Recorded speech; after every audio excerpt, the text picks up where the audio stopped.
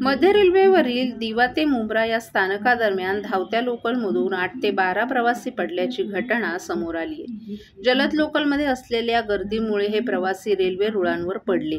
या अपघातामध्ये आतापर्यंत 6 प्रवाशांचा मृत्यू झाला असून 2 प्रवासी गंभीर जखमी असल्याची माहिती मुख्य जनसंपर्क अधिकारी स्वप्नील नीला यांनी दिली आहे. तसंच या अपघातानंतर रेल्वे प्रशासनाकडून एक महत्त्वपूर्ण निर्णय घेण्यात आलाय.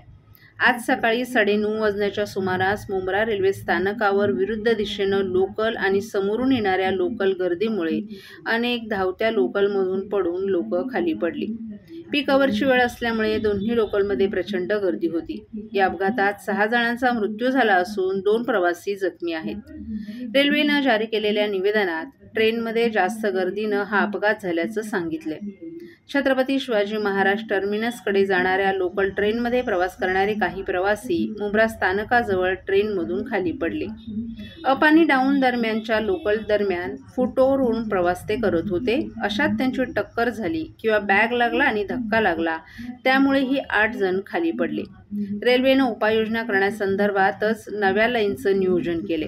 ठाणे ते CST 6व्या लाईनपर्यंत अपग्रेड करणार आहोत.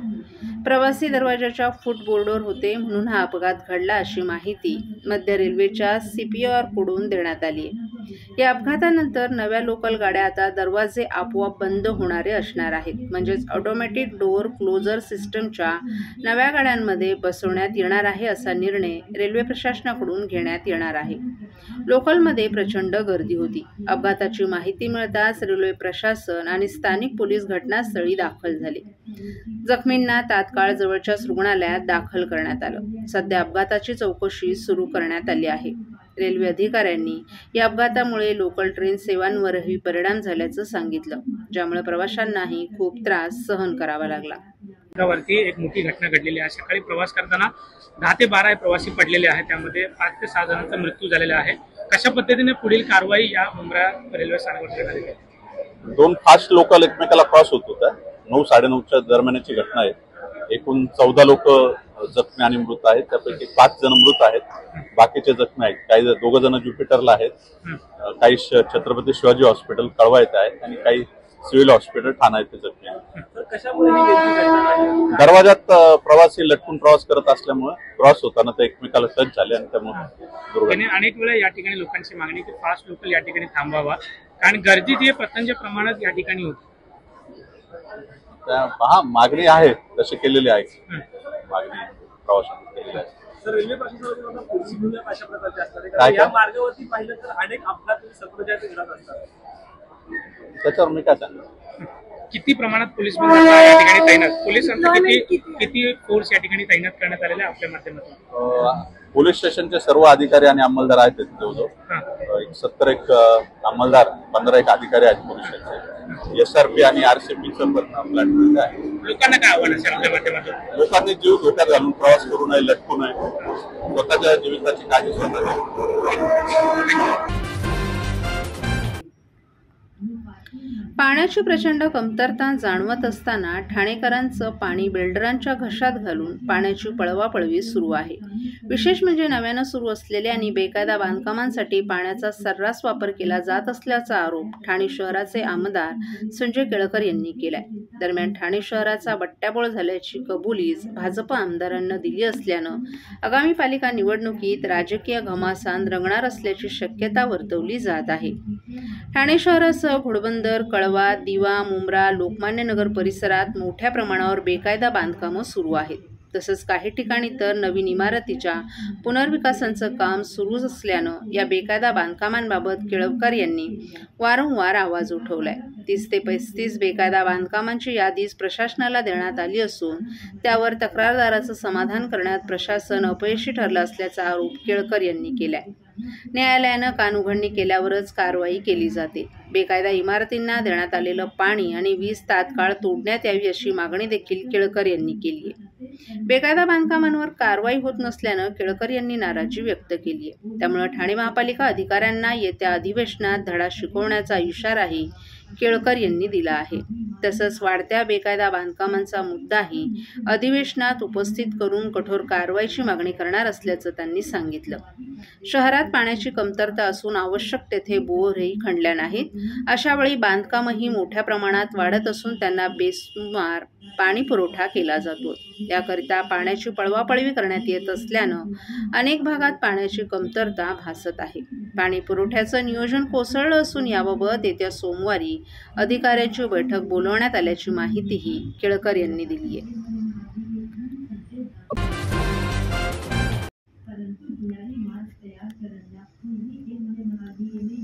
ऑनलाईन दंडाची वसुली होत नसल्यानं वाहन चालकांकडून नियम मोडण्याच्या प्रमाणात वाढ झाली आहे.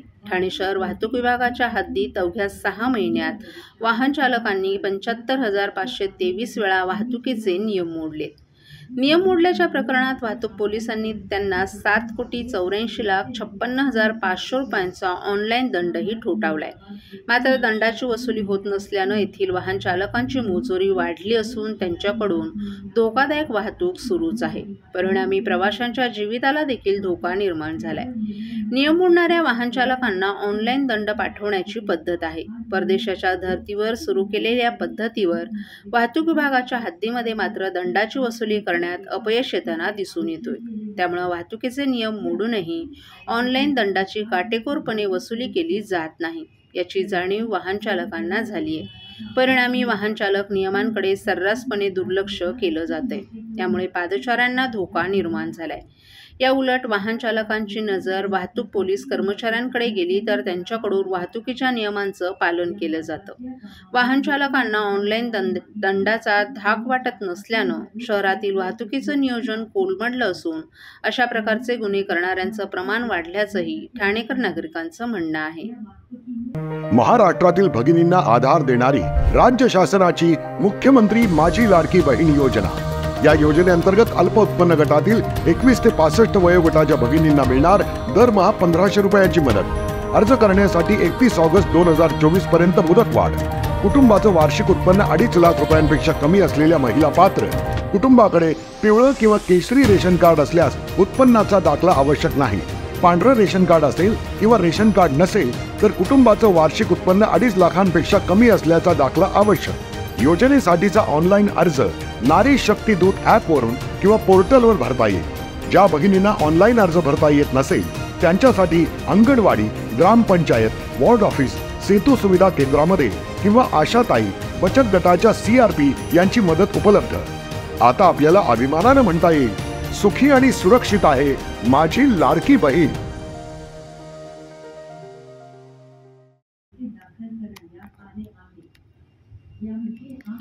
करिअर निवडताना विद्यार्थ्यांनी MPSC, UPSC पर्यायाकडे देखील बघितलं पाहिजे, कारण त्यामुळे पुढे उज्ज्वल भविष्य मिळू शकतं असं प्रतिपादन माजी परिवहन सदस्य राजेश मोरे यांनी केलं आहे. शिवसेनेच्या माजी नगरसेविका रुचिता मोरे आणि माजी परिवहन समिती सदस्य राजेश मोरे यांच्या वतीने ठाणे महापालिका प्रभाग क्रमांक 12 मधील 10वी उत्तीर्ण झालेल्या गुणवंत विद्यार्थ्यांचा नुकताच सत्कार कार्यक्रम संपन्न झाला. यावेळी राजेश मोरे बोलत होते. या कार्यक्रमामध्ये सुमारे 300 पेक्षा जास्त 10वी पास झालेल्या विद्यार्थ्यांचा शालेय साहित्य देऊन गौरव करण्यात आला. करिअरमध्ये ध्येय गाठायचं असेल तर एक ठोस योजना आणि दृढ इच्छाशक्ती आवश्यक असल्याचं राजेश मोरे यांनी सांगितलं. ध्येय निश्चित करणं, योग्य नियोजन करणं आणि सतत प्रयत्न करणं यामध्ये यश दडलेलं असतं. प्रथम तुम्हाला काय साध्य करायचं आहे हे स्पष्टपणे ठरवावे लागेल. तुमच्या आवडीनिवडी, क्षमता आणि व्यावसायिक गरजा लक्षात घेऊन ध्येय निवडावं. ध्येय गाठण्यासाठी सतत प्रयत्न करणं आवश्यक आहे. अडचणींना सामोरं जा, निराश होऊ नका आणि ध्येयाकडे वाटचाल करत राहा. मुलांसाठी करिअरच्या विविध संधी उपलब्ध आहेत, परंतु मुलांनी करिअर निवडताना MPSC आणि UPSC याला देखील प्राधान्य दिलं पाहिजे, जेणेकरून त्यांचं पुढचं भविष्य उज्ज्वल होऊ शकतं असं मार्गदर्शन माजी परिवहन समिती सदस्य राजेश मोरे यांनी उपस्थित विद्यार्थ्यांना केलं आहे.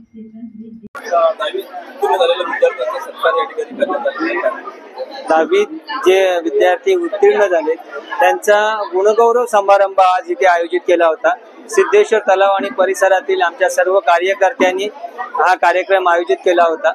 खरं तर कार्यक्रमाला खूप लेट झाला, पाऊस एवढा 10वीचा रिझल्ट लागला आणि पावसाची सुरुवात त्याच टायमाला झाली, त्यामुळे अगोदर 1 महिना अगोदरचा कार्यक्रम आम्हाला आता लेट झाल्यामुळे आता इथे घ्यायला लागला. मुलांचं कौतुक करणं, त्यांनी 10वीत पास झालेत, एका करिअरच्या वेगळ्या टप्प्यावर ते आलेले आहेत. त्यांना प्रोत्साहन देण्यासाठी म्हणून त्यांचा हा कार्यक्रम इथे आम्ही आयोजित केला होता. हा पहिला टप्पा आहे. ह्या टप्प्यावरती त्यांनी पुढे जाताना यशस्वी व्हावं. मार्क किती पडले हा विषय नाही, पण सगळ्यांना जे पुढच्या वाटचालीसाठी शुभेच्छा देऊन त्यांनी जे पुढे काम करणार आहेत ते आत्मीयतेने करावं, अशा पद्धतीनं त्यांच्याशी बोलल्यावरती त्यांना पुढच्या वाटचालीची शुभेच्छा दिल्या आणि हा गुणगौरव समारंभ सगळ्या कार्यकर्त्यांनी मिळून चांगल्या रीत्याने यशस्वीरित्या पार पाडलेला आहे. दिवा रेल्वे स्थानकावर झालेल्या अपघातात 5 प्रवाशांचा हकनाक बळी गेलाय. सकाळी 9 ते 9:30च्या दरम्यान कसाऱ्याहून CSMTच्या दिशेनं जाणाऱ्या आणि त्याच्या विरुद्ध दिशेनं मुंबईहून कर्जतच्या दिशेनं जाणाऱ्या लोकलमध्ये ही दुर्घटना घडलीय. रेल्वे अधिकाऱ्यांनी दिलेल्या माहितीनुसार कसारा CST लोकलमध्ये फुटबोर्डवर उभ्या असलेल्या प्रवाशांची बॅग खेचली गेल्यामुळे हा अपघात झाल्याची शक्यता व्यक्त केली जाते. दरम्यान या अपघातात GRP पोलीस कर्मचाऱ्याचा मृत्यू झाल्याची माहिती समोर आली आहे. विकी मुख्यादल असं त्याचं नाव असून विकी हा ठाणे GRP पोलिसात काम करत होता. ते नेमके कोणत्या लोकलमध्ये होते याची माहिती कळू शकली नाही. दरम्यान या दुर्घटनेत 4 प्रवाशांचा जागीच मृत्यू झाला, तर 2 गंभीर जखमी झालेल्या प्रवाशांना ज्युपिटर रुग्णालयात दाखल करण्यात आले.